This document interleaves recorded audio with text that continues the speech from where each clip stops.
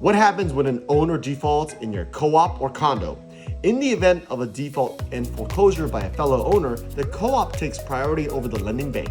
It's the reverse in condos where the bank takes over priority over the building. This means that the bank would have to pay the co-op any maintenance charges due before it could apply sales proceeds to its outstanding loan.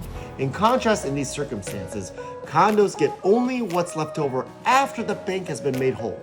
As a buyer, you may find the lack of relative financial scrutiny in condos appealing, but as an owner, it may come back to haunt you if you and your fellow owners end up footing the bill for the defaulter.